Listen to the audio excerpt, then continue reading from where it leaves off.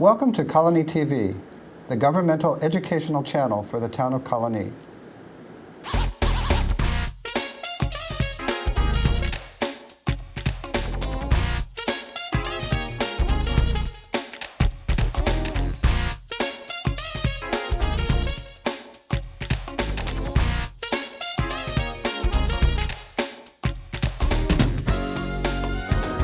Hello, I'm Colonie Town Judge Peter Crummey, and welcome to Benchmark.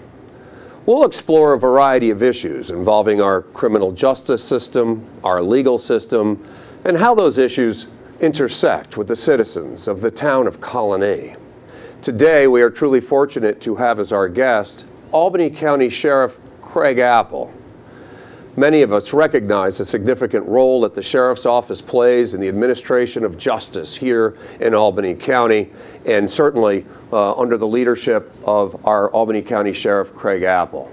And I'd like to welcome you, Craig, to Benchmark today. Hi, thank you for having me. Well, as we've already talked about in a variety of different ways, there's this half-hour tape would not give us enough time to not only celebrate what you're doing over there, but also letting the citizens know what actually is happening in the Albany County Correctional Facility. For the town court, of course, we are work together in many different ways in putting together and delivering justice here to the citizens of the town of Colonie. Of course, the town court services not only the correctional facility, but also the Albany County International Airport as well, which both provide a lot of activity and intersecting issues for the town court as well.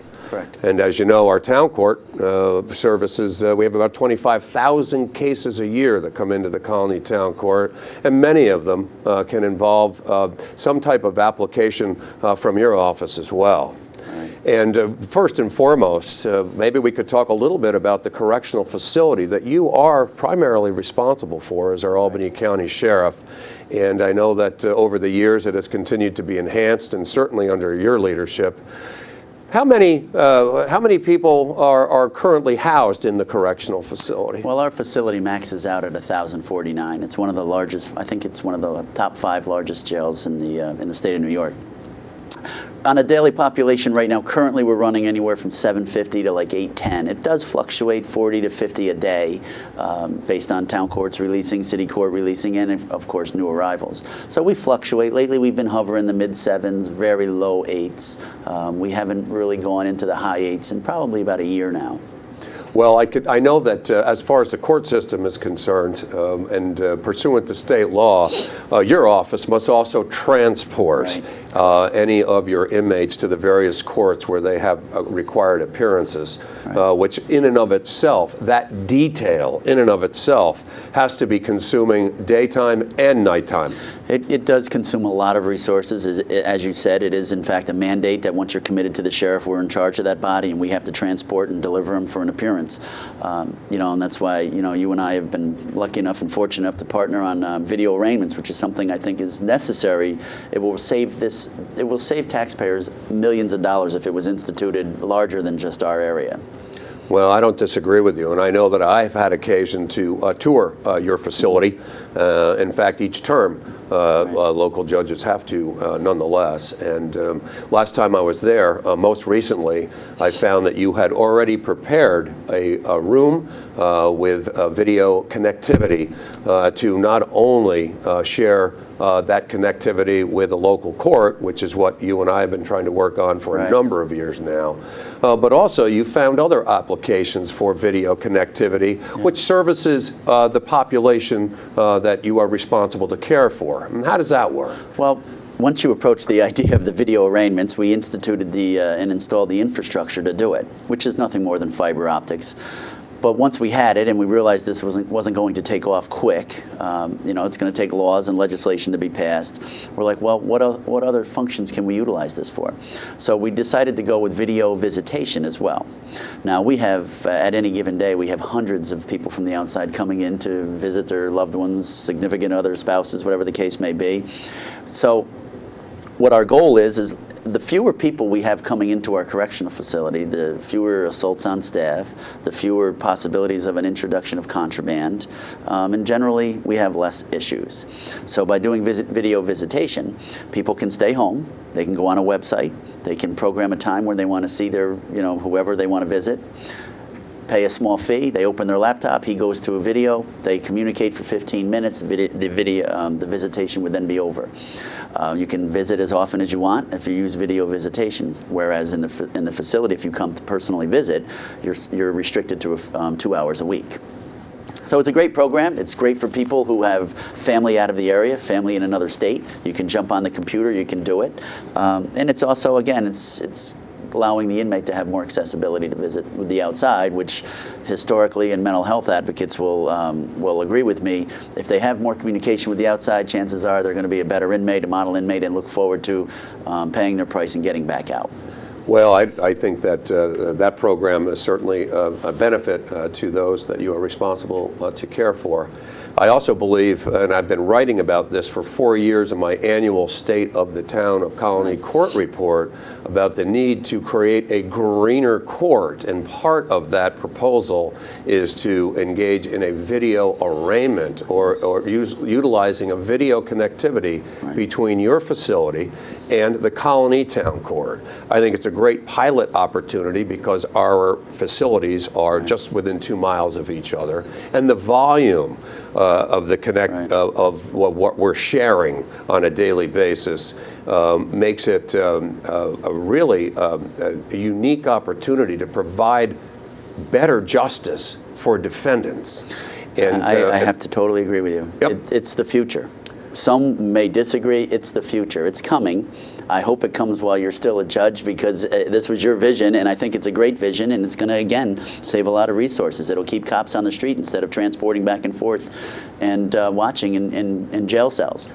So it's a great program, and I just hope it comes sooner than later. And what I really like about it, too, is it gets a defendant access to justice much quicker. Quick. Because if they're arrested at 3 in the morning and they're brought over to your facility in a holding pattern, they can see me at 9 a.m. in the morning on video to have the opportunity to have bail set right then and there to access freedom, rather than you having to actually get them in a vehicle, and you know how labor intensive that is, to take them out, get them in a vehicle, and drive them and any other defendants around the countryside in order to present to a court. That might take all afternoon. And it could very well take all afternoon, because sometimes we're going 3 different counties to pick people up. Exactly. And the other thing that's important to bring out is that every time an inmate goes in a car on the street, we're exposing the county to unnecessary liability. God forbid somebody slides off the road, strikes that van, or whatever, the van rolls over. If you've got 1 or 10, sometimes tonight we're bringing 20 over to your facility. Yes, you are. So, God forbid something happens. They're exposing the county to a lot of unnecessary liability when they could be sitting in the jail, going on a video screen, arraign, bail, release. Many of these cases this evening, and there's over 20 inmates coming over to the Colonie Court tonight, on a calendar that already has over 200 files pending this evening. Many of the cases involve preliminary hearings, which a defendant is entitled to. However, in my experience, of the 400 that we do on an annual basis here in the town of Colonie, 99% of those are waived in exchange for a bail being set by the court. So actually then, not cutting out 400 transports alone, and the gas, and the labor, and the exposure, and the public safety issues, in order to grant the bail that the defendant seeks, it seems to me to be counterproductive to advancing justice by not providing for this opportunity. Well, it would be my hope. I know that some of the senators, local senators, have looked at it and agree with it. I've had communication with it. It would be my hope that one of our local legislators would kind of see the forest through the trees, pick this up and run with it, because I think this is a great initiative, and I think it should be expanded. I deal with sheriffs that jails are overcrowded and they've got guys running inmates all over the state. This would save thousands and thousands of dollars for every county out there. So I'd love to see it. I'd love to do it as a pilot. We're ready to go. We are. We've got the room. We've got the infrastructure. We've got the cameras in place. We have a public defender assigned to the jail. We could start this afternoon. Exactly. All we need is a little legislation to push it along. So Yep. I would hope that somebody wants to see this. Technology is the wave of the future to fight crime. We're instituting new technology with the area PDs every day. And now you're looking at crime. You're using data-driven analytics to enforce crime and to deploy resources. And it's the same thing inside the jail. We need to think outside that jail, not outside the box, but outside that jail, Right. and bring everybody into the jail to get it done quicker and more efficient. And I think that's what the public expects, and I think that's what the public deserves. Well, and I don't disagree with you, and I think that our next step will be taking our proposal to a state administrative judge to to see whether I could get his imprimatur on a pilot program. As you stated, my court and your correctional facility are now connected. Yes. We've put it all in place, all the equipment's in place, and we are looking forward to an opportunity to show the public that this works. It provides quicker justice, more thorough justice, and also at a much less expense and exposure to public safety issues. And just to follow up quick, the infrastructure was paid for with funds that we didn't have to hit the taxpayers for. We got our infrastructure done on a grant. Exactly. So again, this is the most efficient way to dispense justice that I could find. And we've proven a connectivity. I've had a committee meeting some months ago, and many representatives of your office were there too, and we were able to prove that it is a secure line between the correctional facility and the courthouse. And that we can do this, and I think that you and I will both continue to endeavor to try to deliver that. Your business in administering a criminal justice system to the extent that you're charged with pursuant to state and county law has been challenged in other ways too. And it's come to my attention that while some of the inmates that you may be holding for either maybe the federal government or maybe for other counties, that they actually pay a certain fee on a daily basis for you to be able to house their responsibilities. Correct. And when I was a county legislator and very active in a variety of issues, including our correctional facility back in the 90s, at that time, the state was also reimbursing for any state-ready inmate that you have. Right. Is that still the case today? No, sir. We do get funds for taking boarders in, federal boarders, and I actually go out and I shop other counties to take those boarders in. We have a large jail. Our population swelled in the early 2000s, the late 90s. We have a large jail, and we had a lot of open cells. We're paying people. We have to pay food. We have to pay maintenance. We have to pay medical. So what I try to do is fill a lot of those cells with with inmates from other counties, boarders. This year we were blessed to bring in $6.4 million in border revenue.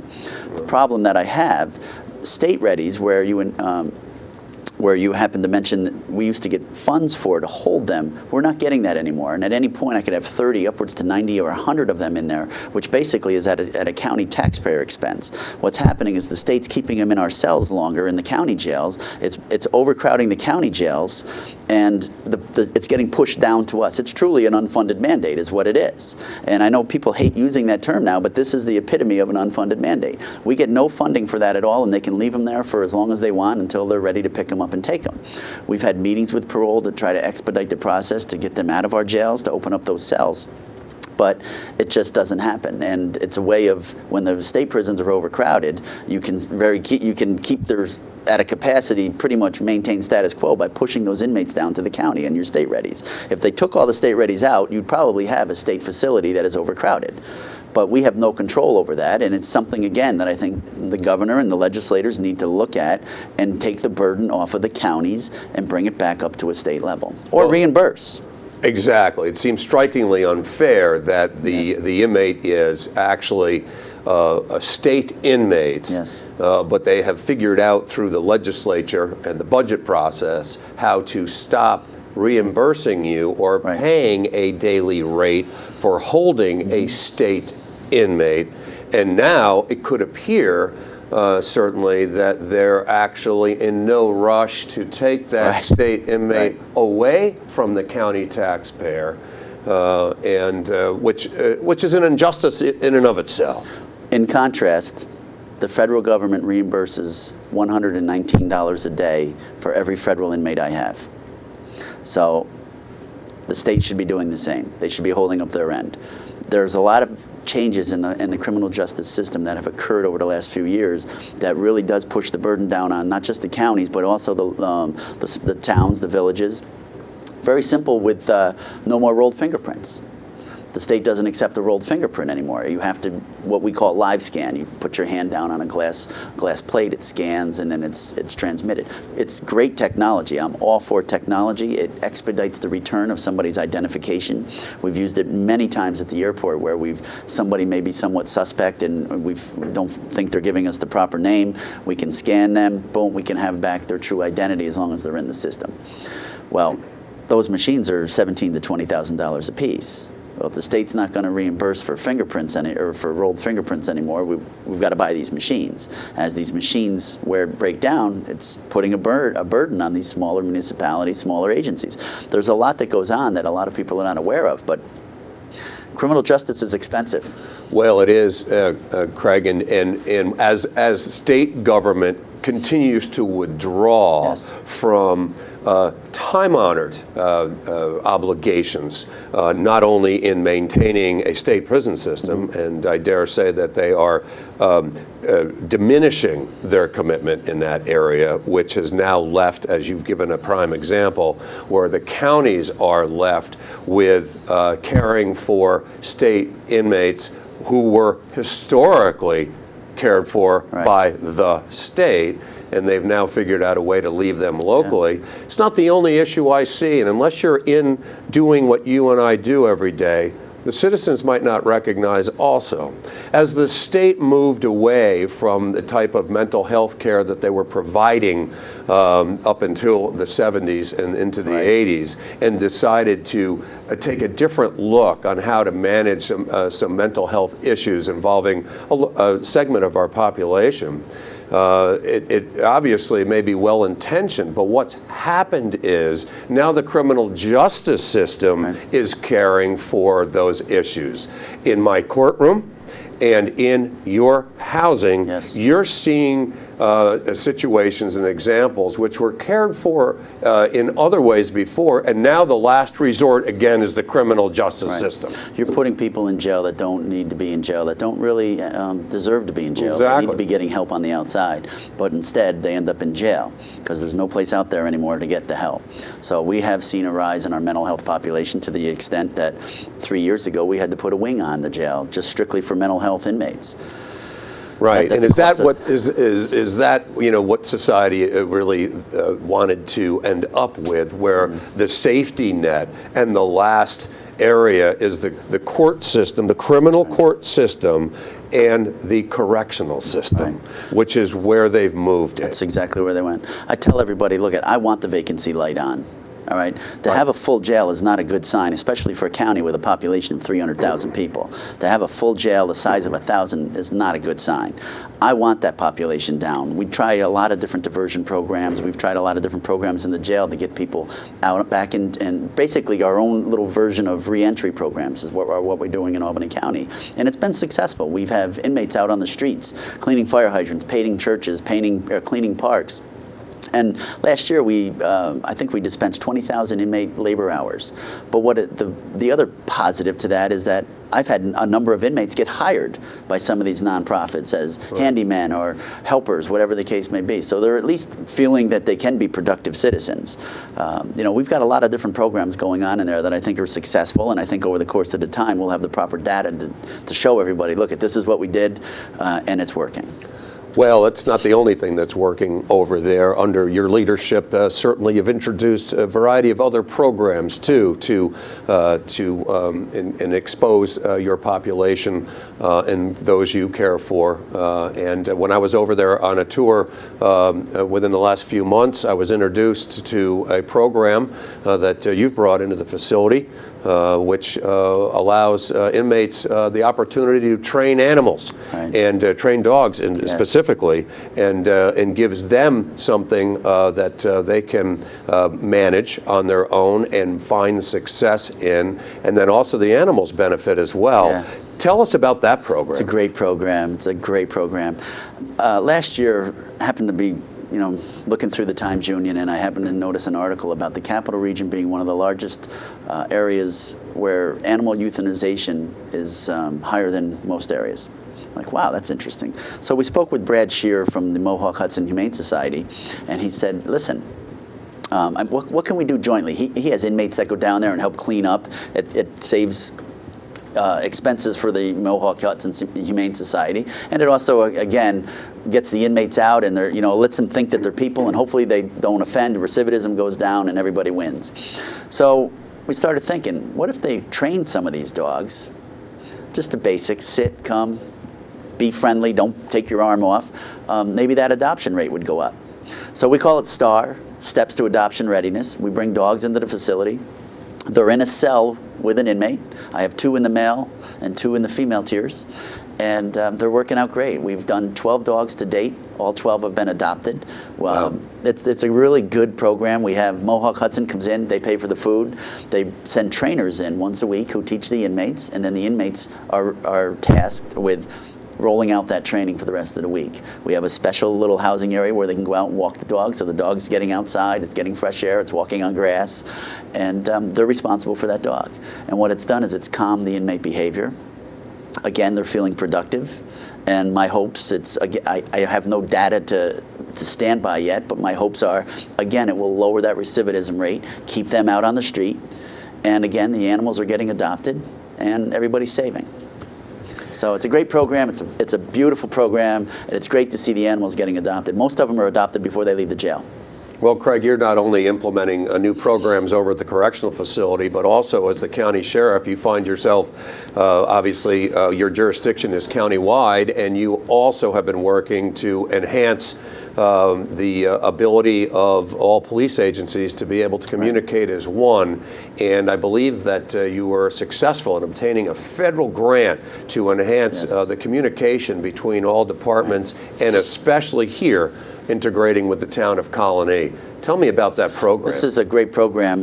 We're in 2014. After 2001, we kind of thought everybody would have got together with interoperability, but really to be the capital county of the state of New York and not have true interoperability is rather discouraging at this point, but it comes down to funding. Colonie has a very good radio system. They have a robust core, and what we did was we filed for a grant, and we're putting a couple $1 million into that core. We're going to make it a regional system. And you have Colonie and you have Albany, both on 800 megahertz systems, but can't talk to each other. And they're 2 of the probably larger areas as far as density goes with population. And let's face it, people are coming in and out of each municipality committing crimes. So at the end of this year, we will have them connected. They'll be able to talk to each other.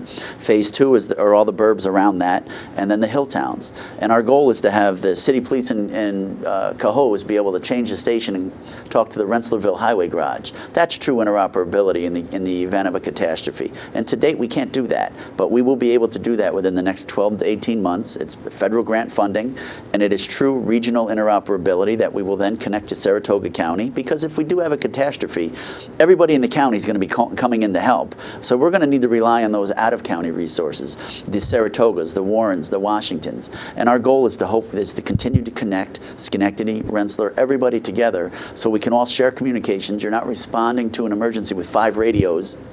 What did that one say? What did that one say? And that's what you have in Albany County. And that's really, it's kind of disheartening in 2014 to be in that state of communications. So we will here in this county have true interoperability. My goal, and we're not forcing it on anybody, but our goal is that people will buy into the program. We'd like to see the school buses on it. So if the school bus has an emergency, he can immediately click over to the police station.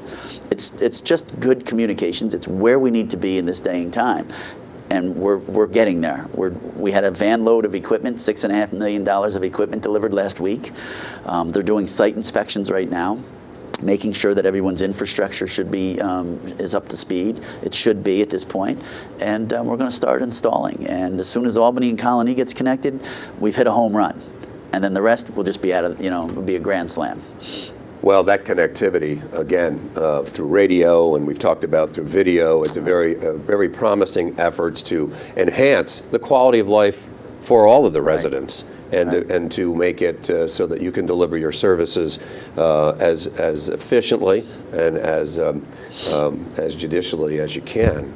There's a lot out there in this county. You cover your obligation is to cover a wide variety, and while the town of Colonie and the city of Albany certainly provide a lot of activity in and around what you're doing every day, you're still responsible for all the hill towns as well. Right. And there's great distances up there. A lot of people, I always tell everybody, look at Albany County on a map, find Voorsville. That's the center. That's the nucleus of the county. And that's where our communication center is located. Albany County is a big county. People will come through and they think it's just, kind of ends at the Guilderland line. Or like, folks, go up over that mountain, you've got a long way to go. Exactly. So, it's a big county, but it's a beautiful county. And I think there's a lot of great things to come in this county. Well, Craig, you've served the Sheriff's Department for 27 years now. 27 years. And were first elected our Albany County Sheriff, starting to serve in January 2012. Correct. And you've certainly been proactive in not only maintaining and enhancing opportunities at the correctional facility and looking at ways to make it more cost efficient, and at the same time delivering new services for those that you're charged with caring for. And then developing ways that other municipalities can communicate effectively in the event of a disaster, which is, it's not just merely about law enforcement. The sheriff also was watching over disaster preparedness in the county as well. Yeah, preparedness is one of, I think about it every day. I truly am hitting a commander up on a preparedness issue every single day. In this cold weather that we're getting hit with right now, I've got people following up on our persons in need registry. And we're trying to push that with the media to get it out there, to let people know that check on your neighbor, what to do, what not to do. A lot of people out there are afraid to ask for help. And we want to make sure that they're taken care of and they have the resources necessary to survive this frigid weather. We have deputies that'll go out and check on houses. You get a lot of people in the hill towns that don't have a close neighbor. And you may have an elderly person out there. Their heat will stop and they'll start using their stove. Well, we all know nothing good is going to come from that. You may get heat temporarily for a while, but something bad is going to come from that using your stove. So there's a lot of different things. Preparedness is huge. A lot of lessons were learned as a result of 9/11. A lot of lessons were learned as a result of Hurricane Sandy and Irene. There were a lot of issues that came to light that, we need to do this better. So we have a lot of staff dedicated to constantly coming up with new initiatives and new technology to better deploy our resources, to better deploy the county's or the town's resources in accordance with them. The county executive declares the state of emergency, but the sheriff has responsibility. We can declare state of emergencies for public safety. And we communicate with our town chief here, Steve Heider. I communicate with him routinely, and he does a great job. And Colonie has a great department. And a lot of our smaller suburbs have great police departments. And there's no reason for us to get in there and to patrol that, but we try to augment whatever other services that we can, whether it be through our Stop DWI program, our Persons in Need Registry, our Emergency Management Unit, our 911, things of that nature. And then, of course, our law enforcement division goes out and protects our hill towns, our rural areas. So there are a lot of responsibilities, and I consider myself the cheerleader for the sheriff's office. It's my job to go out and make sure that our 300,000 residents know what we're doing and why we're doing it. Well, certainly the citizens of the town of Colonie are happy that you've joined us today to give us just a little insight into the broad jurisdiction of the Albany County Sheriff and the work that's being performed on the street and in the correctional facility as well. And there's so many issues that we'll have to come back at another day to talk about other issues involving the clientele that you and I see. and the addictions which Right. generate so much of the criminal activity that I see in my court. And likewise, the criminal justice system is now once again the place where the addiction is being discovered, and the cross systems. We're seeing all of that between you and I, and whether a correctional facility should ultimately be the place for mental health treatment and addiction treatment. Well, the Yes. society has to answer those questions, but you and I are seeing it on a day-to-day basis, and we're certainly fortunate that you're part of the program and the vision for the future. And Craig Apple, thank you very much for joining us today. Thank you for having me. I appreciate it. I'm Colonie Town Judge Peter Crummey, and thank you for joining me on Benchmark.